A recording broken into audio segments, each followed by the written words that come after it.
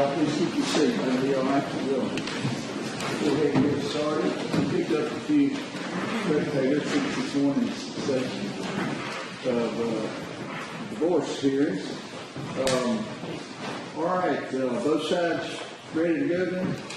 This afternoon? Good. All right, let's Merchant, I've got my list. So we start with your motion for change of venue. So I'll hear from you on that. Okay, and just before we begin, I just wanted to introduce our new member of our team, Evan Gibbs. Good. Tell me your name, sir? It's Evan Gibbs, Your Honor. Mr. Gibbs, nice to meet you. Gibbs. Nice to meet you as well. Yeah, glad We you're down filed here an with us. entry today. Great. Thank you, Judge. All right.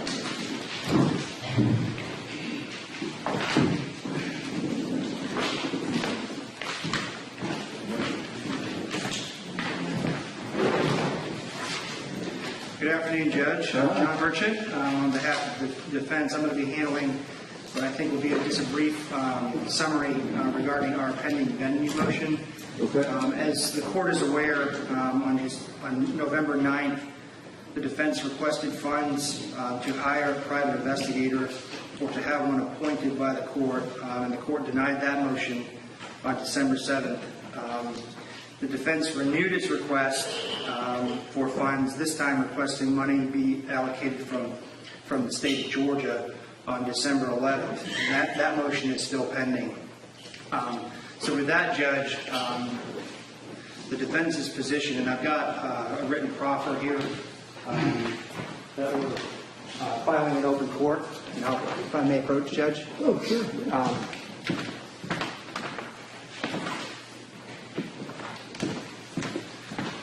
And the proffer essentially, Judge, is that we cannot stand before the court and present evidence that's meaningful regarding the issue of venue without an investigator. We need, as an initial point, we need a change of venue study. In order to complete that study, we need to interview and screen at least 200 citizens in Irwin County. Okay. The investigator, because lawyers are not permitted to be witnesses in a case, would have to conduct that study, which would include doing a background study to ensure that the specific people being interviewed were qualified to comment. And then once the study was completed, we would need to do a comparison study in a comparable county to ensure that the issues that we're trying to exclude here for the issue of venue didn't also apply in that county. And then, of course, we'd have to bring the investigator following the conclusion of those two studies to testify before Your Honor as to those facts. Lawyers are not licensed investigators, and again, we can't, under the bar rules, become a witness in a proceeding in which we're an advocate. So at this point, Judge, we don't have evidence to present to Your Honor because we're not in a position to conduct the necessary research and interviews in order to bring the facts before Your Honor. So we again respectfully request that you grant the defense's renewed motion for funds for investigators so that we can not only complete this study, but also do the necessary factual investigation leading up to trial.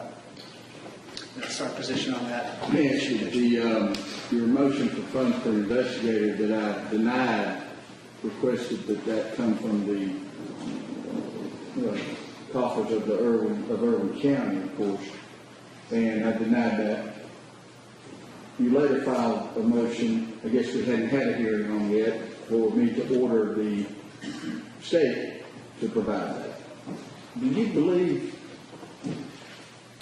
who would that order, if I was inclined to grant it, be directed to? Do you believe it'd be directed to the state of Georgia, to Irwin County as a political subdivision of that, to the Public Defender's Standards or Public Defender's Council? Well, Judge, we requested an informal opinion from CPDSC on that, and their position is that in the scenario we've got here, when you have an indigent defendant and you have pro bono counsel, Go ahead, yes. the court is required to allocate funds. The defense's position is, quite frankly, Judge, it's really not up to us to determine where those funds come from, but the court. And we wish we could give you more guidance on that. We originally, as you know, Judge, thought those funds should come from the county coffers, since this is a proceeding in the county, And but for the entry of the pro bono counsel, Mr. Duke would have been authorized to petition for funds for an investigator in that scenario, and likely would have been able to get reimbursed out of county funds.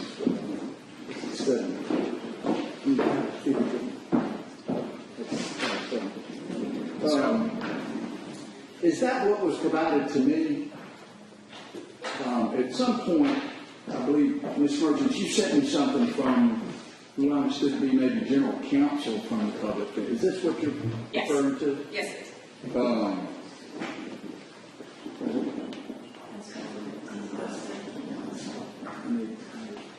There's two of them. It should be in, I think it's in that briefcase. Thank you. So your position is it doesn't matter where it comes from, but shall not be considered contingent expenses of the Superior Court for purposes of this session, which is, of course, citing this Fulton County versus the state. You're familiar with that, I'm sure. And Judge, Where they were, I think in this case, wasn't it about an investigator, this Fulton County case?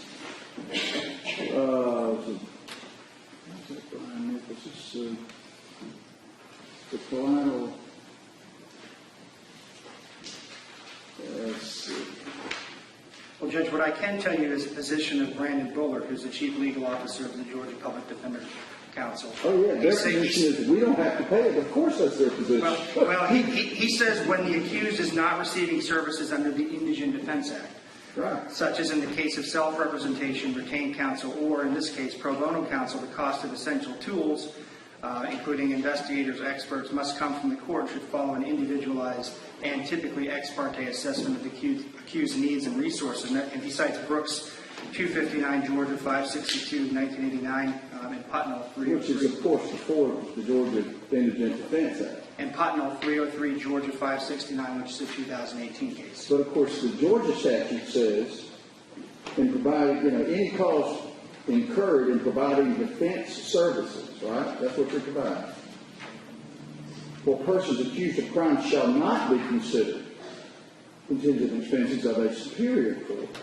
So, isn't that at opposite with the public defenders? Well, our position would be, Judge, that's a fight that the court can have with the Georgia Public Defender Standards Council, issuing an Would I have order. jurisdiction over them to order them to do anything? They're not involved. I mean, Mr. Duke was represented by the Public Defender Standard Council for 15 months or so, and I'm assuming had, under their policy, was exposed to all of that. Our position is indigency, Judge, is no different now than it was when he was represented by the public defender. His need is still there. Okay. And because the need is still there, he has a constitutional right to get it. Whether it comes from the state or whether it comes from the county is up to your honor, I think. Whether or not you have jurisdiction to force the Public Defender Standards Council to pay for his legal expenses, I think is a fight between the court and that entity, not the defendant. All we're here to do is request that the funds be provided. All right. Well, thank you. We got into that funding issue based on your need of the investigator off the venue issue. But thank you, Mr. Thank you, Judge. Murphy. Any response, Mr. Bowden or Ms. Hart? Judge, I just think that the framework from indigent defense in Georgia has been established for some time now. The defendant took advantage of that. He had 3 lawyers representing him. They have 3 investigators in their office. He chose on his own to go outside the indigent defense system. I don't know of any framework by which the court can order then to come in to let him opt to do whatever he wants to deny the indigent defense system set up by this state, and then come back and want the court to provide money or whatever he thinks he may need. He had those resources and chose to abandon them, and I think that's his choice. As far as the change of venue, it has 2 prongs. One is the trial setting inherently prejudicial. Both prongs have to be supported by evidence. That's right. Correct? And I don't have any evidence. That's right. I'll give you the last say, Mr. Merchant. If there's anything further on the motion to transfer venue, All I would say, Judge, is that you, as the The judge over these proceedings had a duty to ensure that Mr. Duke gets a fair trial and that he's afforded due process under the Constitution. So, again, we do our request to get funds to conduct the necessary investigation to present the any motion to you, Your Honor. Thank you, Mr. Mercer. All right, based on the arguments and the lack of evidence, the court's going to deny the motion for change of venue today. Next, I have down Ms. Merchant on your behalf is a bond motion. Yes, Judge. You're ready. Anybody want to invoke the rule of sequestration? We would, Judge. Ms. Merchant, if you please call the names of your witnesses. Ladies and gentlemen, if your name is called, please stand and remain standing so that I may give you some instructions. Stephen Duke. That's it? That's it. Thank you. Ms. Hart, do you have any witnesses you intend to call? Jason Shoudel. Agent Jason Shoudel. Mr. Shoudel and Mr. Duke, you've been identified as potential witnesses for this hearing. What we call the rule of sequestration is invoked, which essentially means you'll need to remain outside the courtroom until you're called to give your testimony. The whole point is, when you come in, you don't know what's been said before then, okay? So, do you want to go ahead and call Mr. Duke? He would be our first witness. I'd like to make a brief opening argument. Good. Mr. Duke, why don't you step back here in this witness room here? And is anybody back there?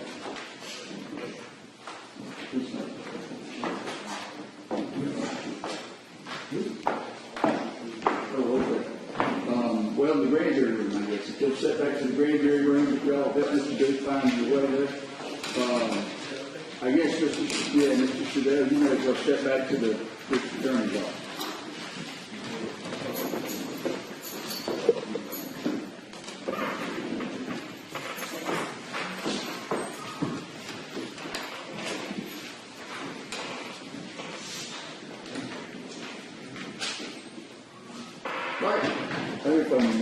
May it please the court. Judge, we are asking for bond for Ryan Duke.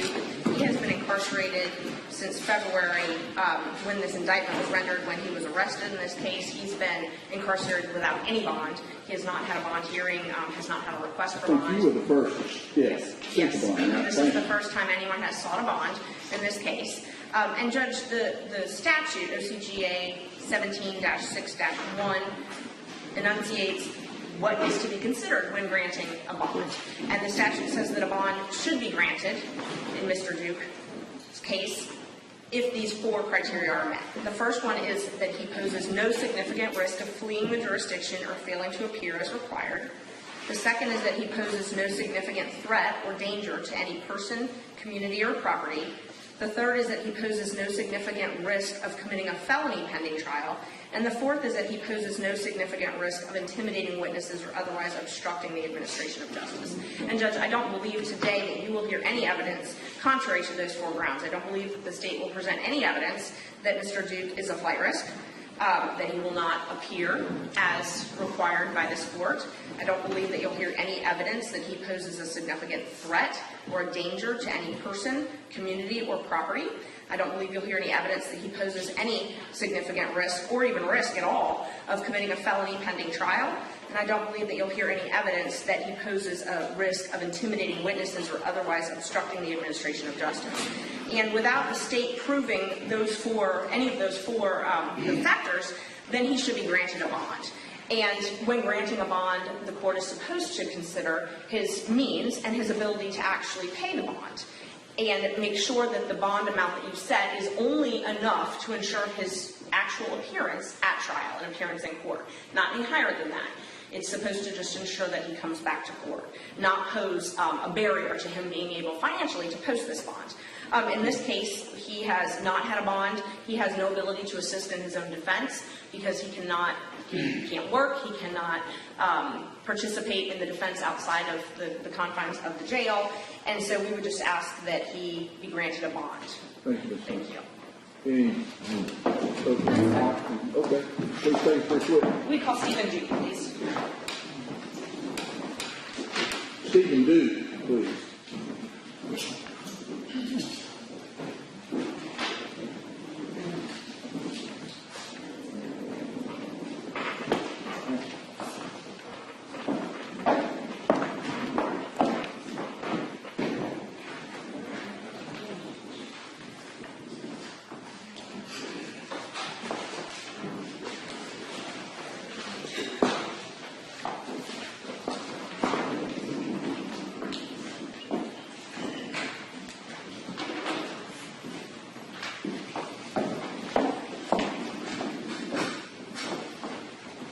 Come on down this way, please, Mr. Duke. You're good. That's fine.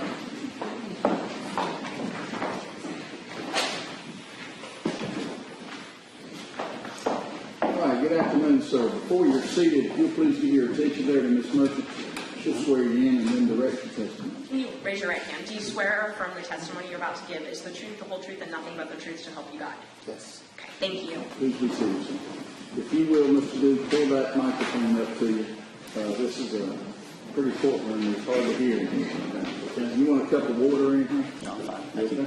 Can you state your name for the record? Stephen Duke. And is this your first time testifying on a witness stand like this? Yes. Okay. I understand you're probably a little nervous, so let me know if you need to take a break or need some water or anything like that, okay? No, How are you related to Ryan? he's my brother. He's your brother, okay. And what do you do for work? I'm a nurse Okay. Here in the Tifton area? at Tiff Regional. At Tift Regional? Yes. And were you born and raised in this area? Yes. Are you married? Do you have children? I'm married and have two girls. Okay, great. Ryan, was he born and raised in this area of Georgia? Yes, he was. Okay. And I want to ask you some questions about since 2005, the date of this alleged offense. Since that time, has Ryan lived in either Ben Hill or Irwin counties? Yes. Your family owns some property out on Pleasure Lake. Is that where Ryan was living when he was arrested? Yes. Okay. And have you all owned that since high school? Yeah. Approximately? Yes, ma'am. So it's been several decades. Yes. If Ryan was granted bond, is that where he would be living? Yes, it would. Your cousin, and you have an aunt named Linda Bullington? Is that your Yes. aunt? Okay. And do her children run a restaurant in this area? Yes, ma'am. What's the name of that restaurant? It's Dixie Kitchen. Dixie Kitchen? Okay. And if Ryan was released on bond, would he be able to work there? Yes, ma'am. Okay. Does Ryan have a car? No, he does not. Does he have a driver's license? No, he does not. Does he have a passport? No, ma'am. Since 2005, the date of this alleged offense, has Ryan lived outside of the state of Georgia? No, ma'am. Has he lived outside of Irwin County and Ben Hill County? No, ma'am. Okay. Your father, you and Ryan, your father recently died? Yes, ma'am. Okay. And has that been since he's been in the custody of Irwin County? Yes, ma'am. Is your stepfather sick? Yes, he is. And who's caring for him? My mother. Would Ryan assist in the care of that? Yes, ma'am. Of your stepfather, okay. Does he have any animals? He does. Okay. What kind of animals does he have? A dog and I think 5 cats. 4 cats. And have y'all been helping to take care of those animals while he's been incarcerated? Yes. Okay. And I know I'm not going to call every single person, but do you recognize quite a few members of the community here in Florida? Yes. Can you make an estimate of about how many people you think are here in support of Ryan? 35, 40, maybe? Okay. And these are friends and family of yours and Ryan's? Yes. Okay, and they're all here in support of him being granted bond? Yes, ma'am. Thank you. The state may have some questions. Beth, the clock on that. I'll be handling this with Sage.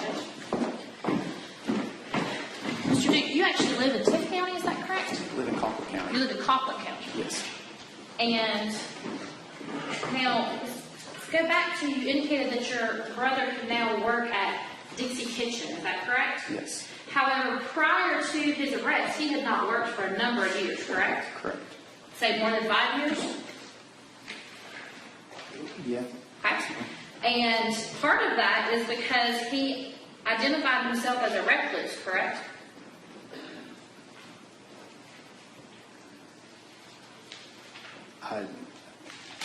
I don't understand your question. He doesn't like to be around people. He gets nervous. He has anxiety. He has Yes. anxiety. Yet, what would he be doing at Dixie Kitchen? My understanding, he would be working in the back cooking. Okay. Ever worked at a restaurant? No. Now, part of that anxiety, let's talk about that. Your brother has had a history of drug abuse, correct? Yes. And he has also had a history of alcohol abuse. Yes. Are you familiar with the fact that he's had 2 2 prior convictions for DUIs. Yes. And in fact, he's even been at least investigated for forging checks in your name, correct? And those were checks that belonged to you, Yes. that he wrote at, was it Harvey's here in Osceola? I don't recall. But he wrote those without your permission. Yes. Was he ever charged with that? Yes. Do you know if he was convicted of that? No. Is it my understanding that in lieu of him being convicted or prosecuted on that case, that's when he went to the military? I'm not 100% sure. I know my father paid the fines and paid the money back, so he would not Right. be arrested. Your father paid that off so that he would not get in trouble. Yes. Now, let's talk about his military time. How long was he in the military? I'm not sure. Less than 6 months? Objection, he's already said about that. I'm gonna allow, well, if you know the answer to her last question, was it less 6 months? I'm not really sure. I know it was around that amount of time. but It I'm was not around sure. 6 months? And he actually went AWOL from the military, correct? He did. Which means he left without permission. He did. And did he come back to Osceola when he left, or do you know? He went to my father. He went to your father. And he did that because of emotional issues he was having at the time, correct? Correct. Now, this father who you've been referencing, who helped him out when he was in trouble and who helped him out when he went AWOL, that's the father that has now passed away, correct? Yes.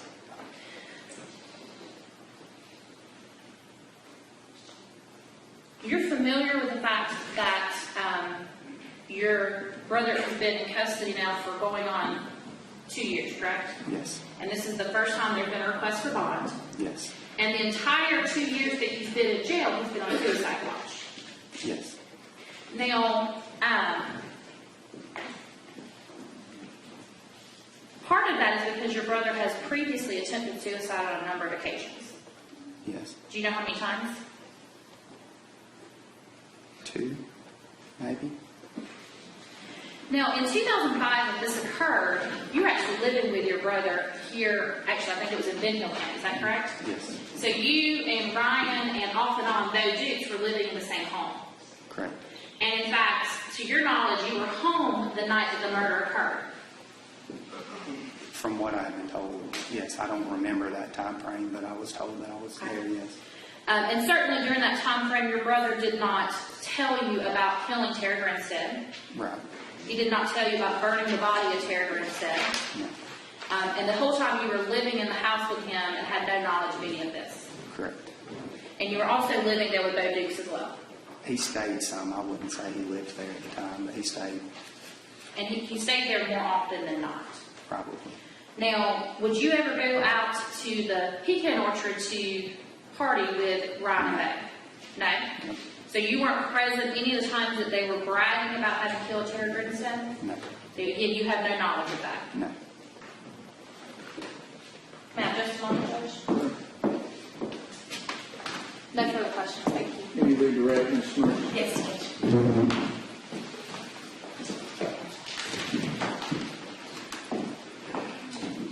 Stephen, I want to start back when Ms. Hart was asking you about Ryan having some prior cases dealing with alcohol and, she said alcohol and drugs, but only asked you about some alcohol offenses. Right. Do you remember if Ryan appeared in court for those cases? Did he skip court? I don't remember. Okay. Do you have any memory if he would have skipped bond, the police were looking for him, or ever failed to appear, or anything like that? Okay. So the best of your recollection is if he was charged with something, he showed up with her? Yes. Okay. And the forgery that she mentioned that involved you, he paid your father back for the money and the checks, He did. correct? Okay. And that's actually why the charges were ultimately dismissed? Yes. Okay. And he admitted immediately, though, that he had taken that? Yes, as soon as I confronted him about it. Okay, and he immediately made it right? Yes. Okay. Did he ever not appear at anything that he was supposed to appear at in regards to that? No. Okay, did he ever hide from the law in any way? No. Okay. As far as, I know Ms. Hart asked you about the military, you weren't really an active part of Ryan's life at the time he was in the military, No, correct? it's not. Okay. So do you have any personal knowledge as to why he left the military or what happened in regards to his military service? I don't. I know he left, and then he ended up going into wherever he had to go and got discharged. I don't remember where it was. So he went and took care of his discharge? Yes. Okay. And he didn't hide or anything like that when he went AWOL? No, he stayed with my dad for a while and then went and took care of him. Okay. So I mean, sometimes AWOL is you abscond and you're hiding, and then sometimes AWOL is you just don't want to be in the military anymore. Right. Was his more of not hiding and absconding? He just didn't want to do it anymore. Okay. And are you aware of an incident that occurred at Ranger School that caused him to not want to be in the military anymore? No. Okay. I know Ms. Hart asked you about Ryan being on suicide watch at the jail. He's not on suicide watch anymore, though, is he? From the best of my knowledge, he's still technically considered on suicide watch, yes. Okay, so if he's not on suicide watch anymore, they wouldn't tell you that? No. Okay. And if he hasn't been on for quite some time, they wouldn't tell you that either? No. Okay. Do you know, was he originally put on suicide watch at Agent Shoudel's request? From my understanding, yes. Okay. And did he very much dispute that? Yes. Okay. He viewed it as sort of punishment? Yes, ma'am. Okay. And he was denied? From your client. Yes, Ryan viewed Agent Shoudel's request to put him on suicide watch as a form of punishment? Yes, ma'am. Okay. Does Ryan being on suicide watch at the jail, did that significantly restrict his ability to do what other inmates can do? Yes. Okay. So it was sort of a form of punishment in his mind? Yes. Okay. And that was not because of anything Ryan did, that was because law enforcement asked for that? From my understanding, yes. Okay. Ryan hasn't had any incidents at the jail though at all, right? No, ma'am. Okay, and you see him every week? Yep, every other week. Okay. When he was arrested, he hadn't actually attempted to commit suicide for 5 or 6 years at least, though. Yes, I'm ma'am. going to object to leaving him. Try not to, but Please try to Thank let you. him answer the question instead. Thank you. Thank you. Are you... I know Ms. Hart asked you also about, back in 2005, she said he didn't tell you about killing Tara. Do you remember her asking you that? Yes. Okay. Has he told you about anybody killing Tara?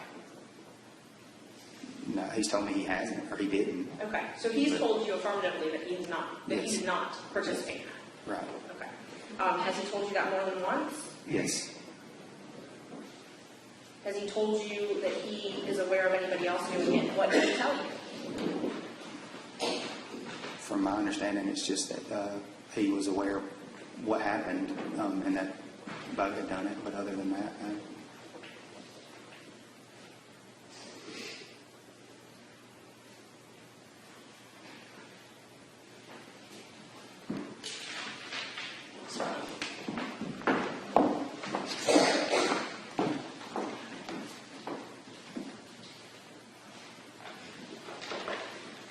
I know your family brought several letters, and I'm not going to admit all of them, but I just want to point them out and see if, is it accurate that your family brought about 46 letters of people that were in support of Ryan that couldn't actually be here in court? Yes, ma'am. Okay, thank you.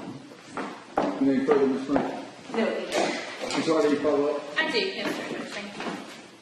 Okay, let's start with the suicide watch. In fact, the reason Agent Shoudel requested your brother be on suicide watch is because your mother wanted him on suicide watch and was concerned about that, correct? Correct.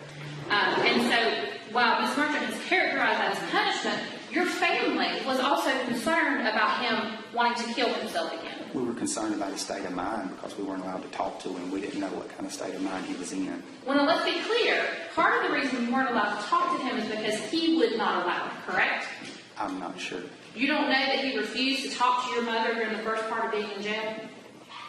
The day he was arrested, I don't know that for sure. I didn't come talk to the GBI until the next day. Okay. What about while the first few months he was in jail? You're not aware of the fact that he actually refused to speak with your mother and your mother contacted Agent Shoudel to request that he talk to Ryan?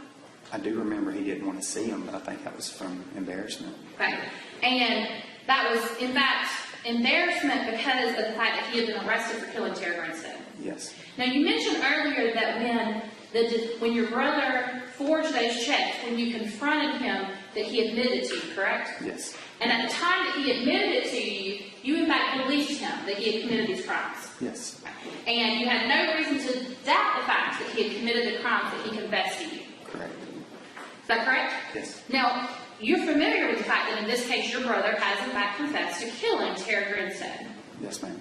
And you're familiar with the fact that he has admitted to burning her body along with Bo Dean. No, ma'am. You're not familiar with that? No. You don't know that he's admitted to burning her body over I have several not heard days? the confession, but he had told me that he did not burn the body. I didn't ask you what you heard as far as the hearing. You're familiar with the fact that he is charged with that, correct? Yes. And you're saying that he's not told you whether or not he in fact burned the body? Correct. Now, the statements that you're talking about that he's made to you denying those have only been made since he's been in jail, correct? Yes. And would it be fair to say those have only been made within the last year? No. When did he first tell you that he did not kill Tara Grinstead? One of the first couple times I went and visited him, And how soon was that after his arrest? as soon as he started seeing family, me and my father went to him. And how soon was that? I don't recall. I know it was a little bit of time after he had been, Was it more than a month? maybe. More than 2 months? I really don't remember. Maybe 2 months. And that was when you specifically confronted him about it, correct? I asked him about it, yes. And at that point, he denied it to you. Yes. Now, the AWOL situation, let's be clear, when you said he went to the place he had to go, he got locked up for going AWOL, correct? When he voluntarily showed up, yes, ma'am. Okay. But again, he got locked up for going AWOL. Yes.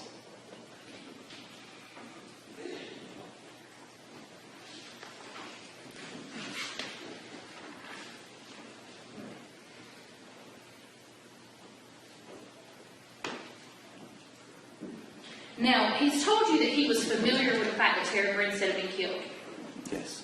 And he was familiar with the fact as to who had done it. Correct. He was familiar about how it was done. He never told me how. Was he familiar with the fact that her body had been burned? Yes.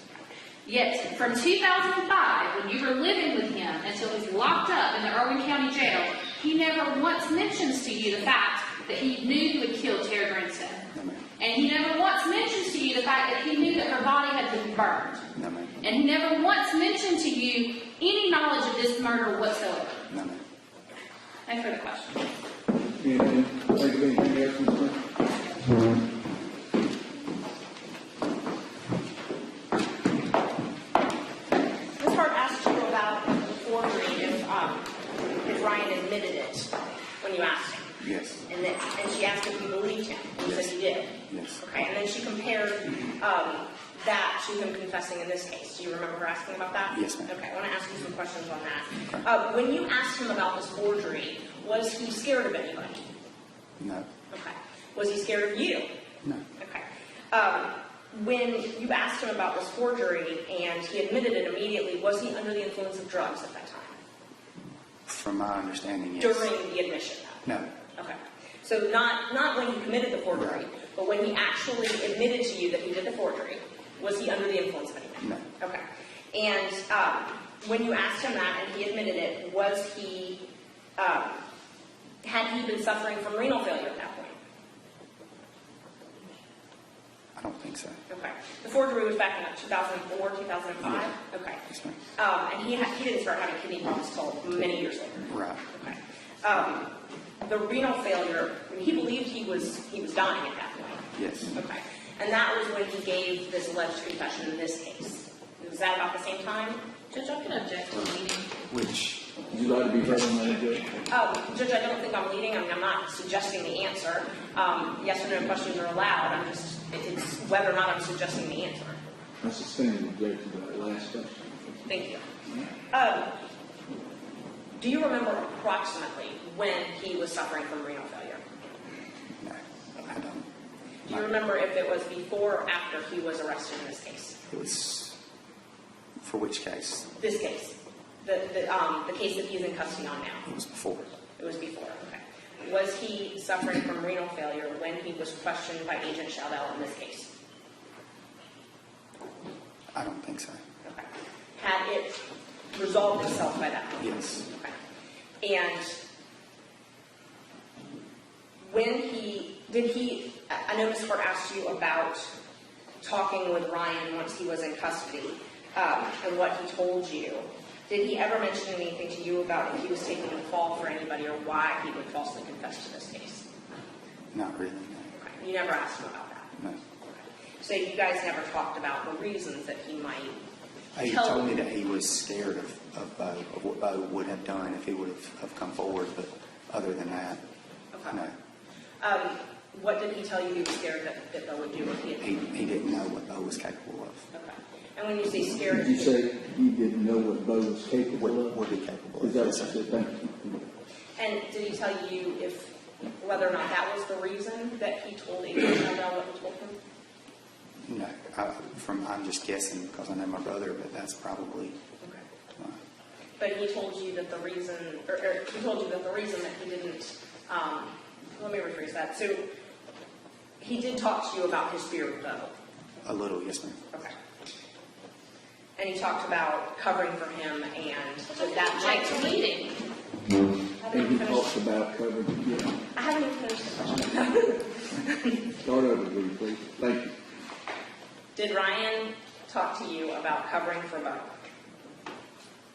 He said that he was scared of what Bo was capable of, and that he would take the fall or say that he did it to to make sure Bo didn't do anything to anybody Okay. that he loved. Did Bo's recent arrests have anything to do with him not being as fearful? Yes, And did you discuss that with Ryan?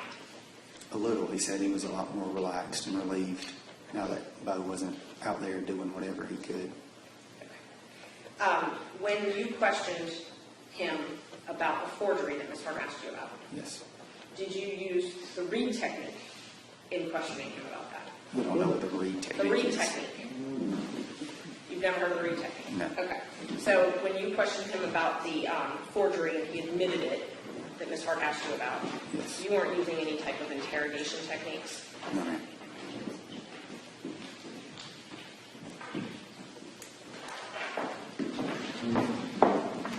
Nothing else you need? Ms. Hardy, any follow-up? Just, sorry, Judge. Let's be clear. You're familiar with the fact that this bond motion was actually filed while Bo Duke was out being searched for by law enforcement, correct? Yes. So your brother wanted out of jail when he had no clue where Bo Dukes was and law enforcement was looking for him and nobody could find him. Yes. But he felt safer. Little. He knew that Bo was on. They were hunting for Bo. When they found him, he would be locked up. Okay. Now, were you familiar with the fact that your brother reached out to Bo just weeks before he confessed to this crime? I was under the understanding that Bo reached out to him, but I knew that they had talked. Okay, so you didn't know that weeks before his arrest, your brother actually reached out to Bo himself? No, I did not. And you do know, however, that your brother did speak with Bo the night before his confession. Yes. And after Miss Grinstead was murdered, your brother and Bo continued to be friends, correct? For a little while, yes, ma'am. And Bo continued to stay in your home on a pretty regular basis. Yes, ma'am. And it wasn't until Bo left for the military that they actually stopped hanging out together. If I'm not too bad mistaken, it was a little before then, but It was a little before then. Yes. No further questions. Just on that point, I'll follow up. Before Ms. Grinstead went missing, you were actively trying to get Bo to leave the home. Do you remember Yes. that? Okay. And why were you trying to kick Bo out? I wasn't really friends with him. Okay. Was there any other reason? He just was strange. I wasn't particularly fond of him. Okay. After Ms. Grinstead went missing, then Ryan started trying to get Bo out of the house. Do you remember that? Yes, ma'am. Okay. And it was quickly after that that he tried to get Bo out of the house. Do you remember that? Judge, objection. She's still leading the witness. Would you like to Do you remember? sustain that objection? I'll rephrase it. Do you remember Ryan trying to get Bo out of the house? Yes, Ryan was trying to get Bo to move out after I had moved out, and Bo would not work and contribute to paying rent, light bill, and things like that. Do you remember if it was something that happened quickly? It wasn't very long after I moved out, and them two moved in or got a house together. Okay, thank you. Sorry, No, no, sir. Mr. Duke, how old are you, sir? I am 33. 33. And did I understand you to say you were down in Clifton? Omega, on the edge of Tipp County, Coffee Tipp County. County, Coffee County, you, and Stephen, is Yes. that correct? Oh, good. Thank you, sir. Appreciate your testimony. You're welcome to stay, go, you can remain in the courtroom, whatever you want to do, all right? All right, y'all rest on that, I guess, Ms. Murphy. Yes, we do. Thank you, Judge. I'll hear from you, Ms. Clark. State will call Agent Shoudel to the stand. I think he's probably in the DA's office.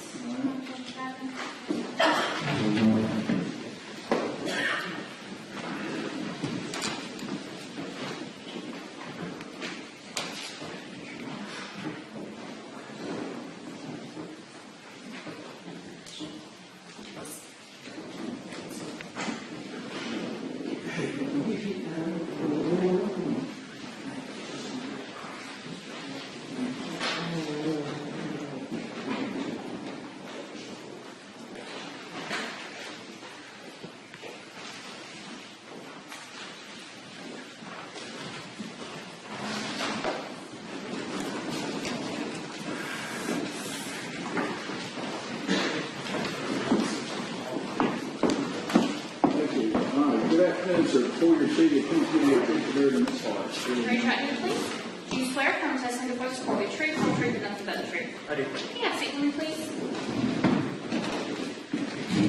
Let me get you to state your name for the record. Sure, it's Jason Shoudel. And how are you currently employed? I'm a special agent with the Georgia Bureau of Investigation. How long have you been employed with the Georgia Bureau of Investigation? I've been a special agent since 2007. Prior to that, I was a deputy sheriff with the Thomas County Sheriff's Office for approximately 8 years.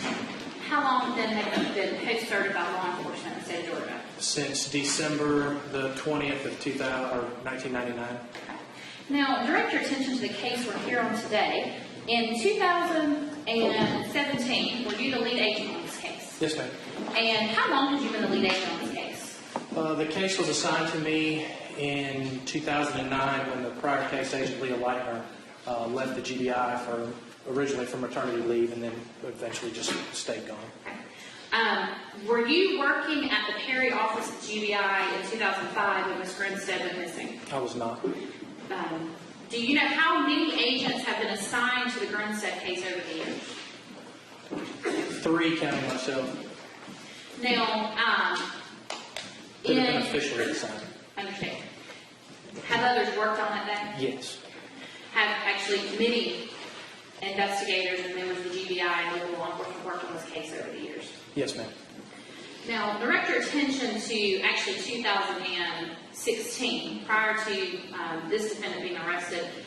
Did you receive information in 2016 as it related to a person by the name of Bo Dukes? I did. And from whom did you first receive that information? His name was John McCullough. Do you know what the relationship was between John McCullough and Bo Dukes? He was an associate of Bo's through the Army. They went to basic training together in 2006. All right, and you said your contact with him was 16? Is that Correct. June 14th of 2016. Did John McCullough ever indicate to you any fear of Bo Dukes? No. What was the substance of the statement John McCullough made to you? Judge, I'm just going to protect on relevance. I don't know what any of this has to do with bond. I hear from you, Ms. Clark. Judge, defense counsel specifically went into asking questions and indicating that the defendant himself has made a false confession and that he has recanted and that Mr. Dukes is responsible. Certainly, that would be relevant to follow up on that doors would open further. The likelihood of conviction in this case, because of the seriousness of the offense, would also be relevant. And this is just follow-up to the questions that she asked. Give you the last say, Ms. Murphy. I didn't ask those questions. Ms. Hart actually asked those questions. I followed the line and did not ask Mr. Duke about any of that. Ms. Hart did. And then I followed up on Ms. Hart's questions. So I didn't open that door during Mr. Duke's testimony. I'll overrule your objection. Go ahead. What was the nature of the information conveyed to you by John McCullough? Mr. McCullough said that he had, during basic training in 2006, he and Bo were stationed together. I believe it was Fort Sill, Oklahoma. He said that instead of going home to his own home for Christmas that year, he came to Osceola and spent that Christmas holiday with Bo during that sabbatical. And while they were riding around Irwin County together at the time. They were drinking, intoxicated. He basically said that at the time, and I wasn't here, but he said at the time there were posters and flyers and bulletin boards, a lot of things that directed about Tara being missing, Tara Grinstead being missing. And so he began to question Bo about what had happened, talking about her. Bo essentially said, and I'm quoting, John says that Bo said, "You're my battle buddy, right?" And I had him, elaborate. It just means somebody that was a little bit closer friend. You're willing to. I'm assuming it was an Army term, that I wasn't in the Army, but that they were close and that he could tell them anything and that it would be trusted to stay between the two of them. And he said essentially that it takes 2,000 degrees to burn a body and that he had burned Tara Grinstead's body. He didn't admit to killing her, but he admitted that he burned the body. At that time, did John McCullough indicate to you whether or not the defendant denied killing her, or said someone else killed her, or just talked about burning the body? He just talked about burning the body. I want to say... You say the defendant, what do you mean? I apologize. That's Mr. Dukes. He's a defendant in Israel. Bo Dukes. Yes, and that was my objection, because I kept hearing defendant, and he's not a harm victim. Right, yeah. Can you repeat the question one more time? Yes. Did Mr. McCullough indicate whether or not Bo Dukes had he just not talked about the murder at all? Had he said somebody else committed the murder, or he just didn't know? He said somebody else committed the murder and that he helped dispose of the body. Now, at that time, did you in fact conduct an interview with Bo Dukes? I did. And to be clear, at that point, did he indicate any knowledge of why Tara Grinstead had disappeared? No, he did not. Now, on a follow-up in 2017, did you receive more information involving Bo Dukes? I did. And from whom did you receive that information? The first call was from a gentleman by the name of Jeff Whipple. Yeah. Whipple, W-H-I-P-P-L-E. Okay. He called towards the end of January, I believe it was around January the 20th, if my memory's right. And he said that his friend, Brooke Sheridan, had been dating Bo Dukes, and they had recently broken up, and that Brooke had disclosed to him that he was responsible, very similar information to what Mr. McCullough had given, that Bo had, helped dispose of Tara's body by burning it.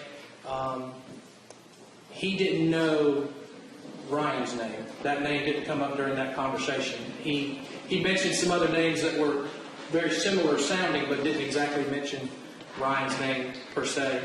I'm kind of joke forward. At some point, did you wind up interviewing Brooke Sheridan? I did. And during the interview with Brooke Sheridan, who at the time was Bo Dukes' former girlfriend, Correct. Did she indicate whether or not Bo Dukes had ever talked about the murder of Tara Grinstead? She did. She indicated that Bo had admitted to helping dispose of the body. He did not admit to killing her, but he helped dispose of the body by burning it. And she indicated, she once again couldn't remember the exact name that he had provided to her. She just couldn't remember exactly what name. She knew it was similar to his, but couldn't exactly say Ryan's name by saying. As a result of all of this, did you wind up doing an interview with Bo Dukes? I did. And to be clear, are you familiar with any deal that has ever been offered to Bo Dukes in this case? I'm not. Did Bo Dukes admit to involvement in this case? He did. And what did he indicate his involvement was? He said that the day that, and I'll say this, on Sunday, the day before Tara didn't show up for work on that Monday, he said that Ryan had come to him at their house that they were living at together in Fitzgerald, and that Ryan had told him that he killed Tara. And Bo said, based on what he told him, he didn't believe him initially. He said he thought he was messing with him, just thought he was joking around. He didn't know, he didn't believe him. As the investigation started on that Monday, Tuesday, and into Wednesday, he indicated that people had been talking more and more about the case. It was obvious that there was something going on, that Tara was missing, and that he reapproached Ryan again and basically said, "What do you mean you killed?" Basically elaborate, tell me more, what did you do? Did the defendant elaborate to Mr. Dukes about what occurred?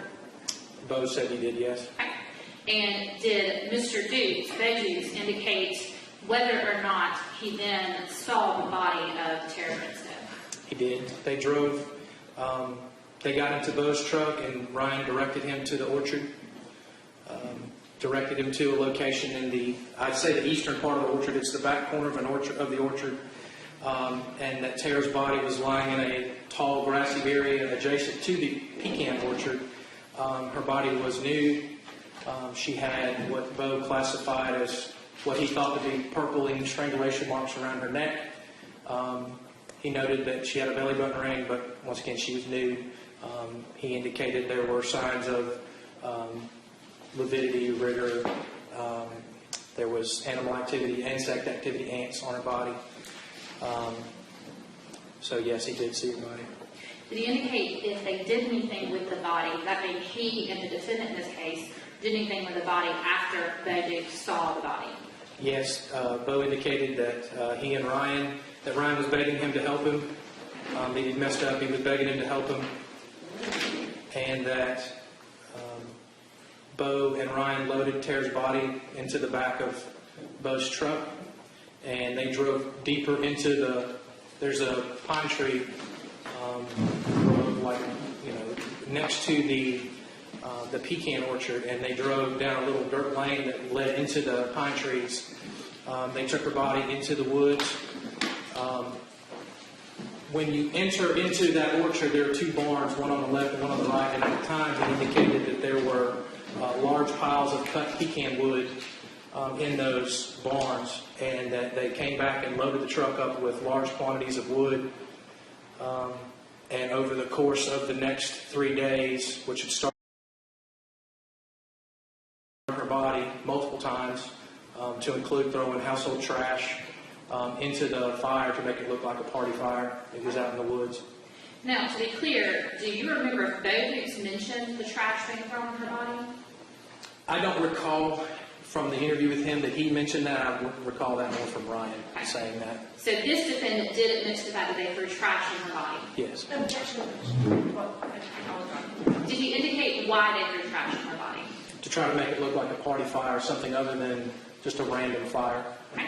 You said that came from Ryan Duke. Is that what you're Correct. He said that during his interview with me. Yes, sir. saying? Now, did Bo Dukes specifically, I know you talked about lividity and rigor mortis, did he indicate if there was anything noticeable about the body when they went to move the body? He did. If I recall, he said something about he noted like a skin slippage when they picked up her body. You have to have done it to have seen it, but the gases expand in the body, and what you'll see is, especially if it could be warmer temperatures or cooler temperatures, but the skin begins to slip away. So when you pick up the body, that skin moves. That's the best way I can describe it. Now, did Mr. Bo Dukes, I know you said that they came back several times, did he indicate to you how many times it took to actually get rid of her body? If I recall, they loaded the first load or two on Wednesday. He was a little about exactly how many loads of wood, but they at least 1.5, 2 loads of wood the first time.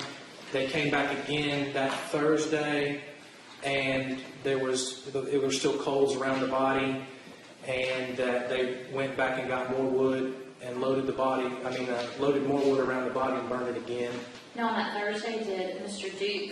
Bo Dukes, indicate whether or not there was any part of her body still left? I want to say that he indicated there may have been some vertebrae and ribs showing still.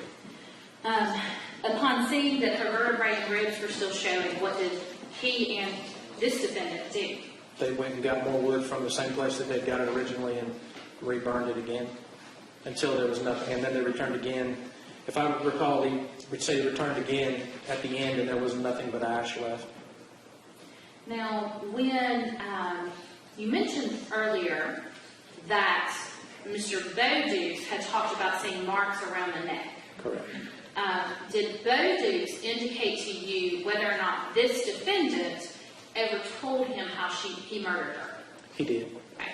And what did Bo Dukes tell you about how this defendant murdered Tara Grinstead? Judge, I object on confrontation clause grounds. I know hearsay is admissible at bond hearings, but if it's in violation of the confrontation clause, it's not admissible, and this would be.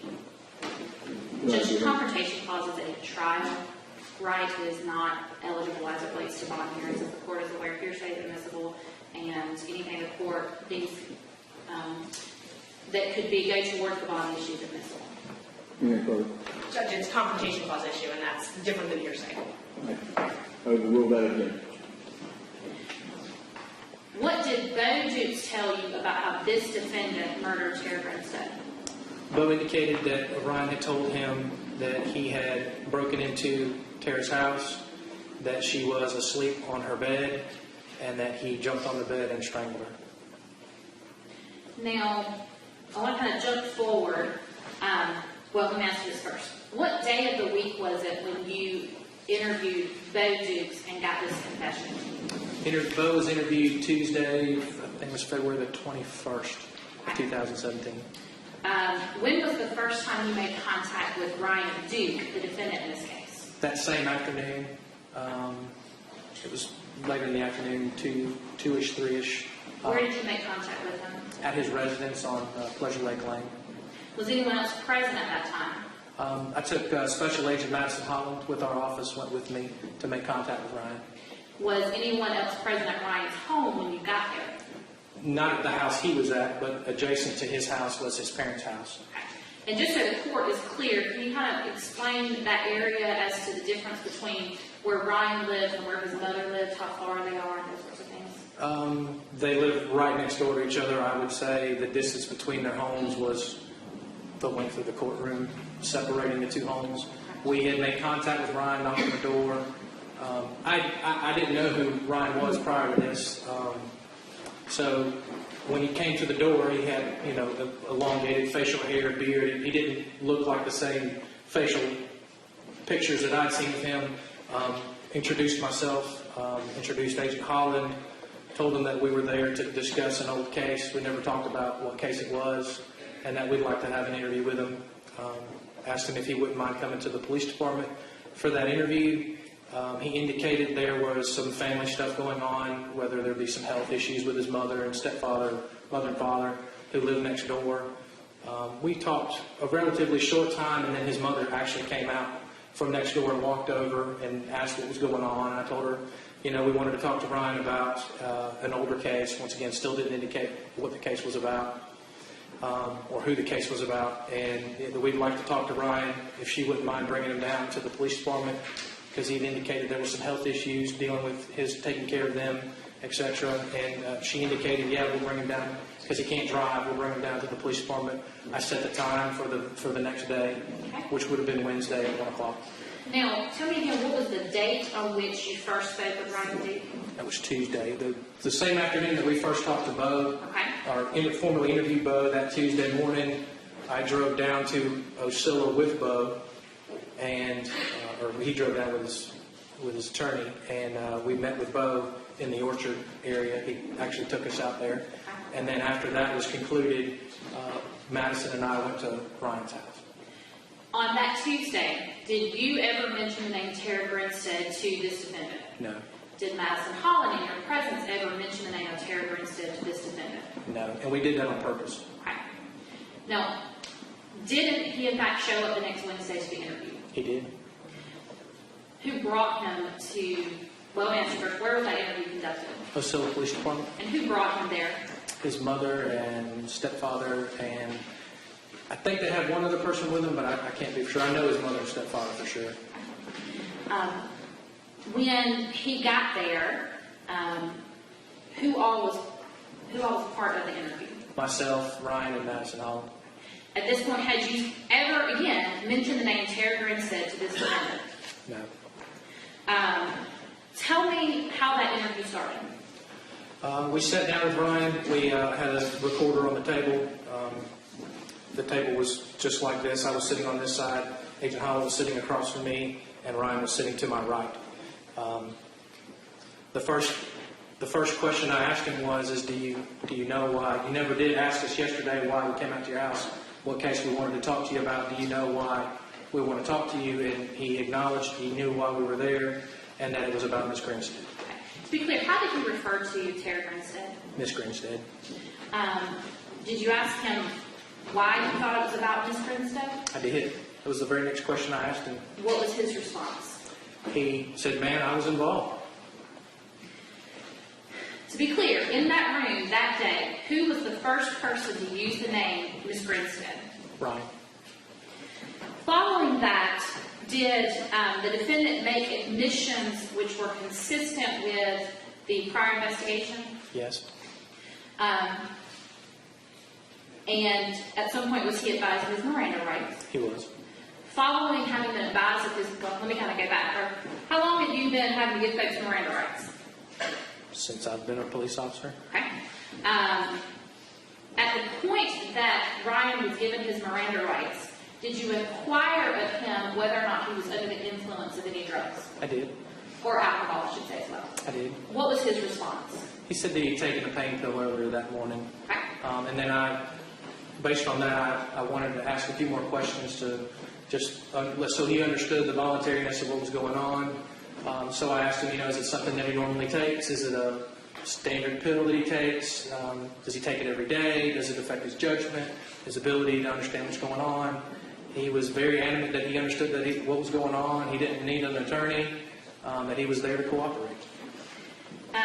In your many years in law enforcement, have you had an occasion to interact with persons who are under the influence of drugs? I have. Have you had an occasion to interact with people who are under the influence of prescription medications? I could say that the answer would be yes. I speculate because not every person that we've ever interacted with, we go into that. You suspect that, of course, based on the way that their behavior is. But there have been occasions where, yes, I've worked cases involving persons who have been intoxicated with narcotics. And that leads me obviously to my question. Was there anything about this defendant that indicated that he was under the influence of any intoxicating substance, whether it was alcohol or drugs? No, I didn't smell anything of any kind of odor of an alcoholic beverage coming from his person. He wasn't slurring his words. He was talking. He talked soft, as he did the day before. He was very soft in his voice. But there was no indicators that he was intoxicated. While we're on that particular topic, we talk about later on, did Ryan Duke actually take you out to the orchard to attempt to locate the final resting place of Fair Grinstead? He did. That area, how would you describe that area as far as, is it paved or not paved, or tell us about the terrain? The area, if you go down Highway 129 heading north, you go through the city of Fitzgerald. About a mile and a half or so north of the city of Fitzgerald is a long picket fence, I call it, but it's a white fence, like farm fence, very bright white. As we got closer to that particular area, he was like, yeah, it's right here, and he actually directed us down that road.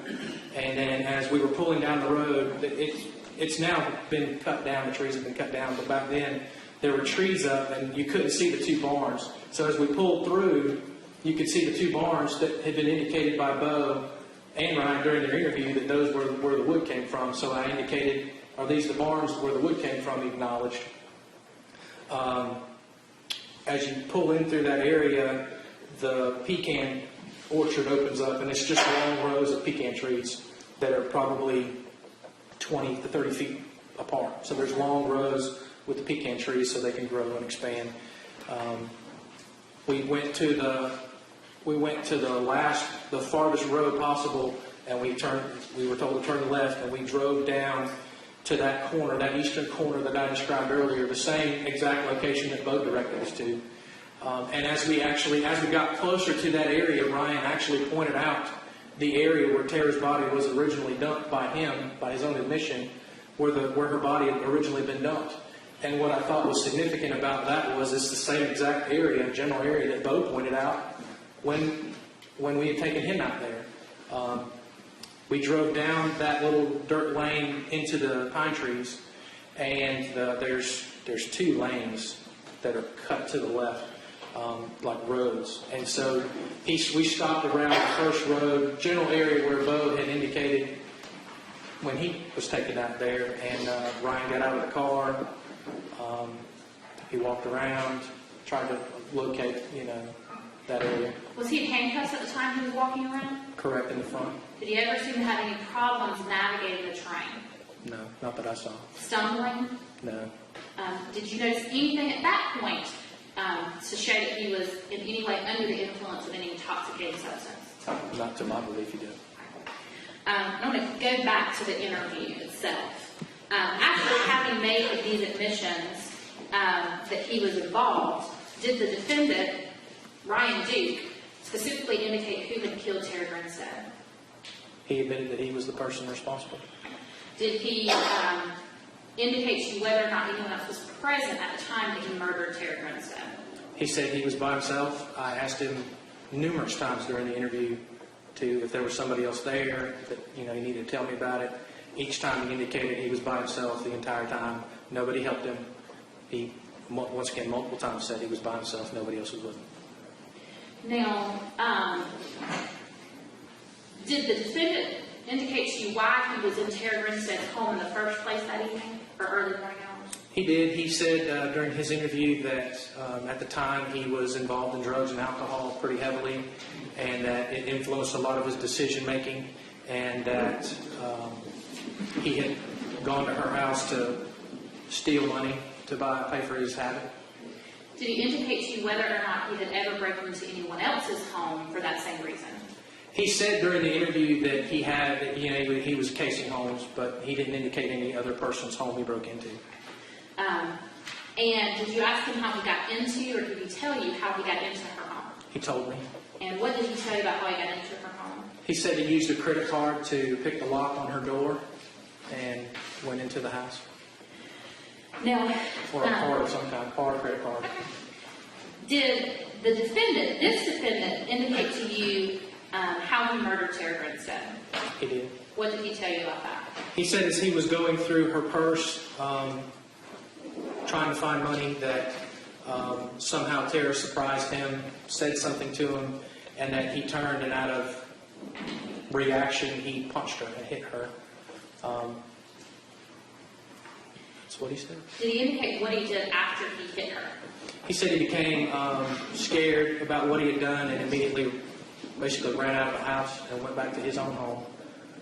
Right. Did he ever return to her home? He did. And According to him, he did. Did he indicate to you whether or not anyone else returned with him? No. Once again, he was very specific. He went by himself. He said that he had gone to his house and he got gloves and a quilt so that he could wrap her body in it. I asked him, why do you have latex gloves? He said that they usually, change cat litter in the house, and that's what they were used for primarily. But he wasn't quite certain that he even used the gloves at first. He's, trying to remember. Yes, sir. And then he went back to her house, and on the way back to her house, he indicated that he had made a phone call. And to be honest with you, I knew what he was talking about, but I didn't lead on that I knew what he was talking about. Okay. Now I'm going to stop you right there before we go into that. Let me ask you, did Bo Dukes ever mention anything about this phone call? Absolutely not. Now, you said that you knew what he was talking about. How did you know what he was talking about? Based on prior conversations that I've had with other agents who'd worked on the case over the years, one of the things we learned within weeks, I would say weeks, early months of the investigation is that somebody had made a telephone call to her residence that Sunday morning, which would have been the 20th, I believe it was the 23rd of October that year, the day after the sweet potato pageant. Yes, sir. Somebody had gone, and it was at the store, the G&G store. Somebody had gone to that store based on the phone records and contacted 411, called her house using 411, and that based on the answering machine times that we looked at, that she had an answering machine that nobody seemed to have picked up. But we knew that there was a phone call made to her house that morning, which was suspicious. So when he indicated that he had made a phone call going back to her house, I immediately recognized that that's possibly the call he was talking about. It's something that we never told anybody. It was never released in the media, never released in public. So when he mentioned that, I wanted him to elaborate without him knowing that I knew what he was talking about. So I said, what phone call? What store? And he indicated, I went to the G&G store, I called 411. She didn't answer the phone. And I think I said, you kind of wanted her to answer the phone, didn't you? And he was like, yeah, but she didn't. And you went to, I think he said he drove by the house a few times, or drove by the house, and then pulled up and went back inside and loaded up her body. I know this court will be aware, but just so the record is clear for anybody who may be younger than that, what is 411? 411 is, if you don't know the person's telephone number, you would call 411 and say, I need a telephone number from whoever. And they would, if it's listed publicly, they have access to it and will either call the number for you or give you the number. As part of the original investigation, did the GBI have any knowledge as to whether or not the phone call made to Tara's home that night was made using 411 information? We did know. And did you know what store it was made from? Yes. Was that information ever released publicly? No. The information that you knew from the phone records, was the defendant able to give you that same information? Yes. Now, after he made that phone call, did he tell you what he did? Yes, he went by the house. He said he drove by the house, presumably to see if anybody was there. I asked him, I said, well, you probably didn't drive around the corner. You probably pulled up pretty close to the, you're not going to carry a body that far. And he said, yeah, I probably would have pulled up pretty close. I maybe indicated around the driveway, but he just said it was close, probably close.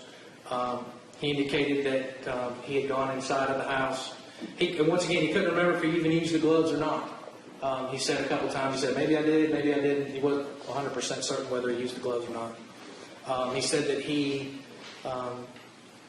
looked around, didn't see anything that needed to be cleaned up. He said he was kind of in a rush, but didn't see anything that needed to be cleaned up, which is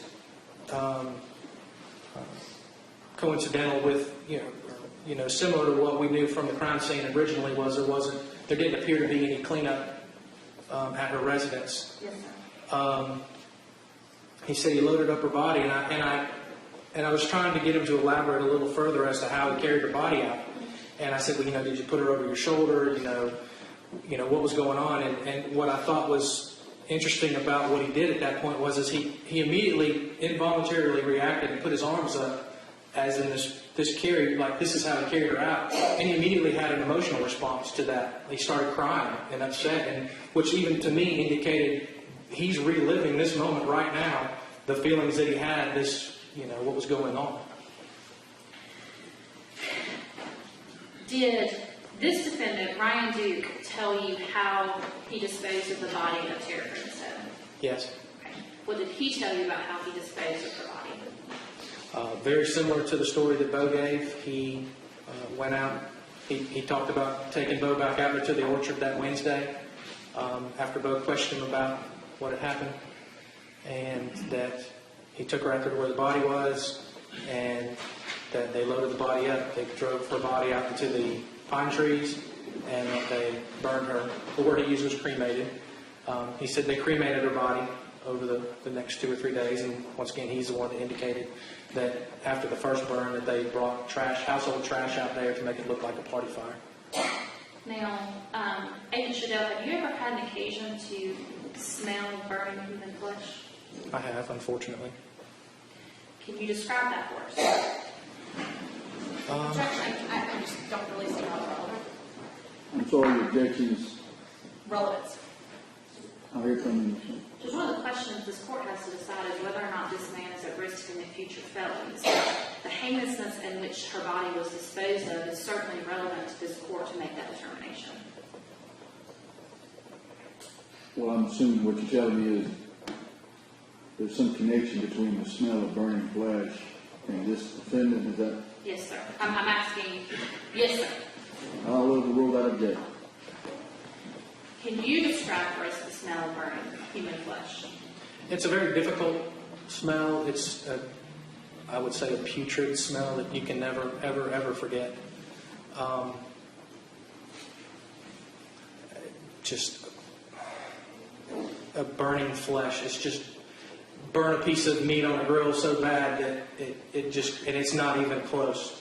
I mean, once you smell that, you never can get rid of it.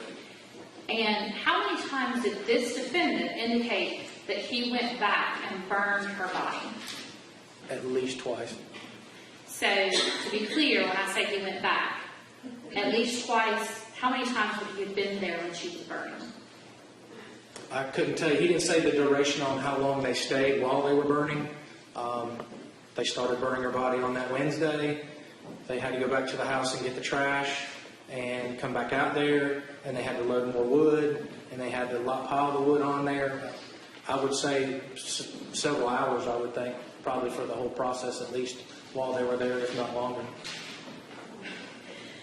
Now, I'm going to switch gears on you and talk to you about some of this investigation. When you first made contact with Bo Dukes, did you ask him when was the last time he had spoken to this defendant, Ryan? The first time I interviewed Bo in 2016 in June, no, that never came up because I didn't have the connection between the two of them. And I apologize. I meant the 2017 interview with him. I apologize. Yes, he did. And just repeat exactly what you're... During the 2017 interview with Bo Dukes, did he indicate to you when was the last time he had spoken with or communicated with this defendant, Ryan Duke? Yes, he said that Ryan, the last time prior to the interview with Bo, that Ryan had reached out to him the week before or so on Facebook Messenger. Basically just, I think it was like, hey, what's up? This is kind of what he indicated. Now, as part of your investigation, did you ever have Bo Dukes reach out to this defendant? We did. The evening of that Tuesday evening after we had interviewed Bo and tried to interview Ryan, I reached out to Bo and I said, we'd like for you to try to corroborate some of the things that Ryan, or that you had indicated that Ryan had done. Will you try to communicate with him? He said, well, the only way I have to communicate with him is Facebook Messenger. I don't have a phone number for him or anything like that. And so he reached out that day to Ryan via Facebook Messenger. Okay. And did Mr. Duke, this defendant, respond? He did. Showing opposing counsel of Arkansas State 1 for purposes of this bond hearing has been previously considered and discovered.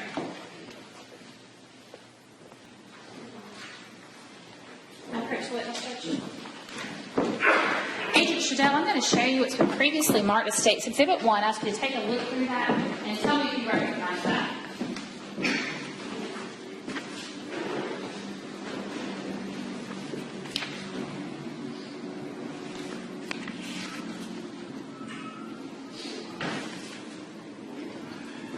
Yes, ma'am. State's Exhibit number 1 appears to be a copy of the Facebook messages, which I printed off and placed into the case file, documenting the contact that Bo had said he had with Ryan that evening, that Tuesday evening.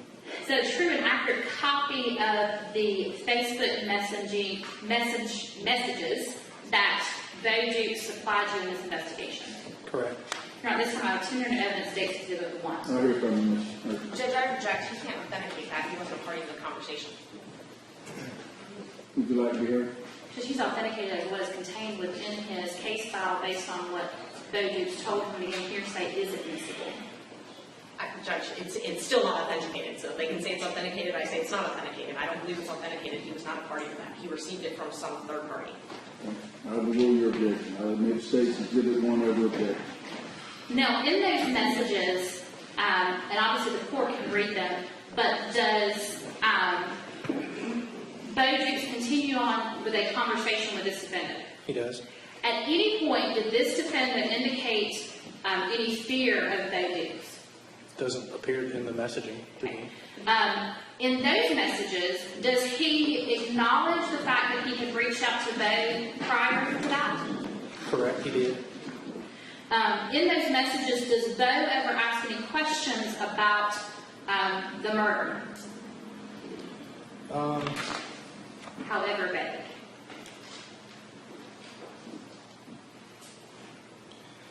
He talks about that.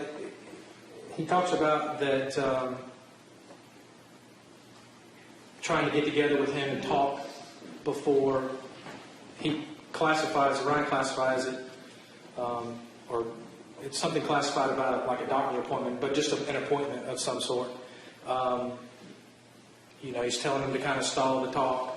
Wait, who is saying This is Bo. Okay. Let me go back. Does Bo Dukes ever specifically ask Ryan Duke about why he committed this murder? in those messages? Let me just read through just to Yeah, make sure, sure. take your time. He says we need to meet in person. Some people want to see me. When can you meet? I can be back in town tomorrow. He's talking about, do you have a place where we can meet? Yes, sir. He asked him where he's at. He said he was in Perry.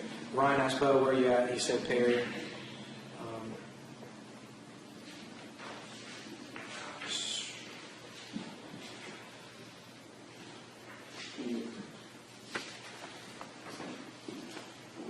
Is there anybody else that we need to worry about? I don't know, man. I've been a hermit for a long time, man. Not a lot of people in my life anymore. Have you talked to anyone? Question mark. No. Nobody to talk to, man. I've lived alone and semi-agoraphobic. Who is that making that statement? I'm sorry. The agoraphobic statement. That was Ryan. Okay. Bo says, is there anyone else we need to worry about? Ryan replies, I don't know, man. I've been a hermit for a long time. Man, not a lot of people in my life anymore. Bo responds, have you talked to anyone? Question mark. Ryan responds, no. Ryan also says, nobody to talk to, man. I've lived alone and semi-agoraphobic. Bo responds, what are you going to say tomorrow? Ryan says, nothing I can say. Bo replies, I've always wondered why, man. This has killed me for years. Broken relationships, drug problems, career problems. I'm going to say the word just because I'm saying it for what he's saying. Fucking kills me. Why the fuck did you do this shit? Then Ryan responds, okay then. Bo puts, okay, question mark. Ryan responds, I gotta go. Bo replies, tomorrow, question mark. Leave me the fuck out of it. Period. Now, the questions that Bo Dukes was asking Ryan about why he committed those acts. Whose idea was that? To ask Ryan why he committed the acts. I didn't direct Bo what to say other than I wanted him to have communication with him to try to corroborate what had happened between the two of them in 2005. So I would, based on the conversation, the gist of the conversation was initiated by Bo, not by me. Now, to be clear, in any of your contacts with this defendant, Ryan Duke, has he ever indicated to you a fear of Bo Dukes? No. Before he was locked up, did he ever indicate a fear of Bo Dukes? No. After he was locked up, did he ever indicate a fear of Bo Dukes? Not that I know. Are you familiar with whether or not after he murdered the defendant, Ryan Duke continued to live in the home with Bo Dukes? Yes, they lived together in a house in Fitzgerald where he was at the time. Bo, I know that based on Bo's history, he left and moved to Atlanta after Tara was killed and missing, and that he came back to Ocilla for a short time and then went to the military. Through the course of your investigation, have you learned whether or not Bo Dukes and Ryan Duke ever frequented the pecan orchard that we've been discussing? Before or after? Both. I can't say how many times that they went prior to. Bo indicated Hold on a that. second, Shoudel. Let's take about a 5-minute recess, ladies and gentlemen.